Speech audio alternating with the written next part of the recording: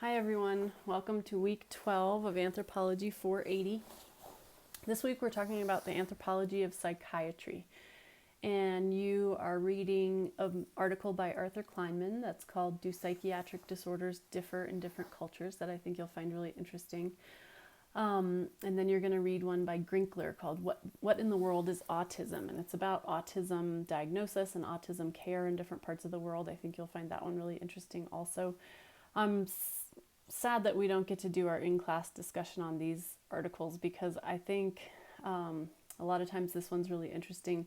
A lot of you probably know someone who's been diagnosed as on the autism spectrum. This has changed a lot in the last several years. There used to be different classifications, and now everything is put on the autism spectrum. Some people are really high functioning, some people are really low functioning. This kind of neurological atypicality is something that we don't always understand, and there's a lot of stigma surrounding it, but people get really interested in things like the anti-vaccine movement, anti-vaccination, and how links between vaccines and autism kind of further stigmatize autism and neuroatypicality, and people who are high functioning and want to be accepted for who they are really frustrated by that debate that makes autism seem like some kind of a disease that's being communicated somehow. So read those two articles. I think you'll find them really interesting. Finish up the Fadiman book. You have a book review due on the Fadiman book this week. I hope that you enjoyed the book. I know that it has a sad ending, but it's really interesting from a cultural medical anthropology perspective, thinking about how cultures interact in health, how people have different ideas about health, what it means to live or die, what death means, how even death is kind of culturally defined, so you can think about in that one. There's a lot of articles in medical anthropology on the concept of brain death and who decided when that occurs, what does that mean. So thinking about that in the story. And then for this week, cultural psychiatry or anthropology of psychiatry is really what we're talking about. So anthropology of psychiatry looks kind of critically at psychiatry and psychology, and thinking about models of mental illness and mental health, and how could those differ culturally. So mental illness is very intertwined with our ideas of what it means to behave normally or to feel normally, and how do we decide what it means to behave normally or act normally or feel normally is very culturally constructed. So our ideas of what it means to be sane or insane are often based on ideas of normal behavior or being able to function in a particular social role. And that social role is defined by what society you live in or what culture you live in, or whether there's a space for people to be a little bit different or not. So think about those things. So I posted 3 videos. I know that sometimes probably you get tired of TED Talks, but I really think that some of these do a better job than I could of summarizing some of these ideas.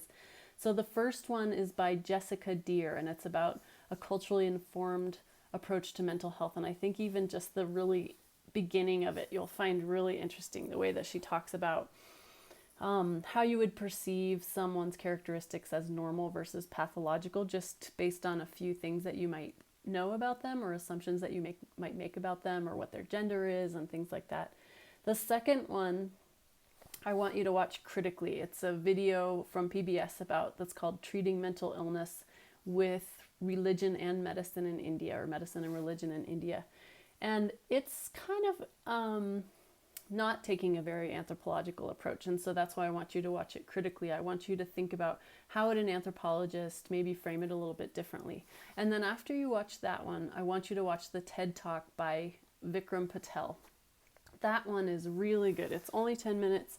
It's pretty short for a TED Talk, and I think you'll find it really engaging, and it goes along with the video right before it and the other one to kind of really, I think, give you a good overview of what it means to think about culture and psychiatry and giving mental health care to different people and involving different kinds of cultural values.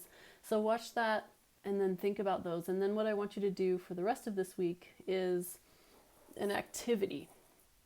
So because we've switched to online class and we can't do all of our in-person discussions, I can't send you out and do activities. I'm going to have you try an activity that is part of this online class, but hopefully get you away from the computer screen, at least for a little while.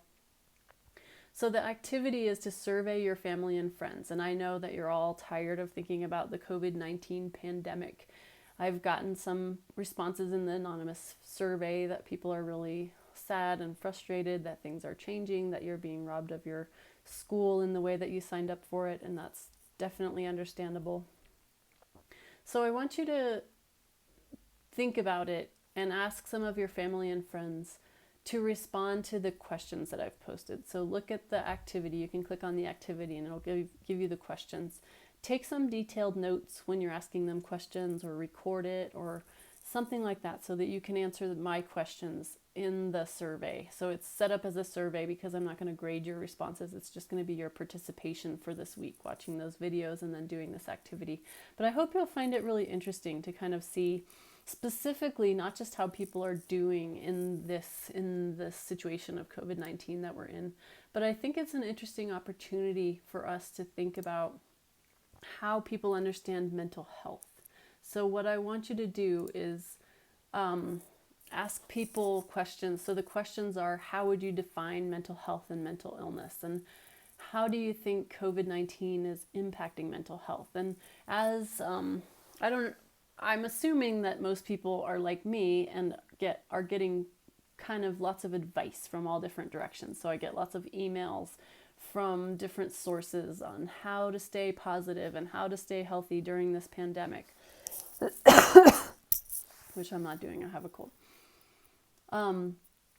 And, you know, lots of fitness classes are being offered online, or you're getting emails about sort of YouTube fitness classes or fitness series online or things you can do. So how to stay healthy. And I want you to kind of ask people about those messages that they're receiving and how they think about mental health and mental health care and psychiatry in that context. So I've listed the questions in the description for the survey. So what I want you to do is read the description, have your family answer those questions, write down their responses, and then begin the survey once you've already done those interviews. So you won't be able to answer the questions in the survey until you've completed the activity. So come back to it after you've done that. The last thing is your book review for this week. Oh, no, there's one other thing that I wanted to mention for this week. So in the discussion board last week, there were some great discussion threads, but the discussion board didn't work quite as well as I had hoped. And the reason is that what we really need to do to make it kind of more like a class discussion that's online is for the discussion leaders to post their questions as the single forum in that discussion board, and everybody else post your replies to their questions and to your classmates as replies to that single forum. That way you'll be able to scroll through and see everybody's responses, and it's a lot more like a conversation because you can kind of just choose to chime in on different replies once you've kind of scanned through that. So let's try that for this week. Let's not create our own new forums when we're answering. Let's just hit reply to other people's posts or to reply to the initial questions. So try that, and I hope that the discussion board will run more smoothly this week.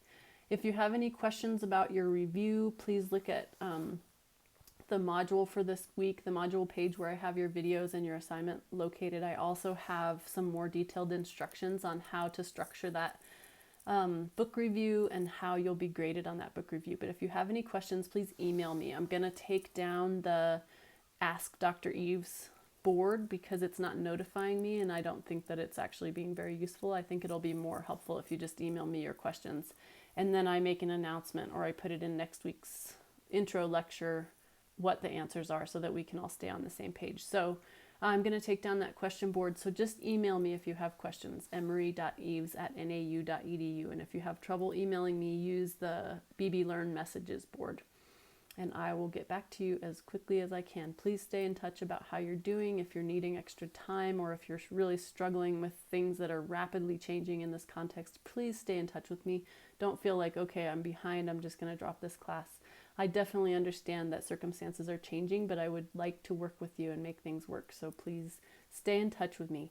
I would like to hear from you about how things are going and if you need help, or if you need extra time, or if you need a modification, let me know and we will work on that, because I understand that this online format is not what we all planned on, and I want to make it work for everybody. And really the most important thing is that you learn something, you feel like you get something out of this class. So that's what I'm going for. So please stay in touch, and I hope you enjoy the content for this week.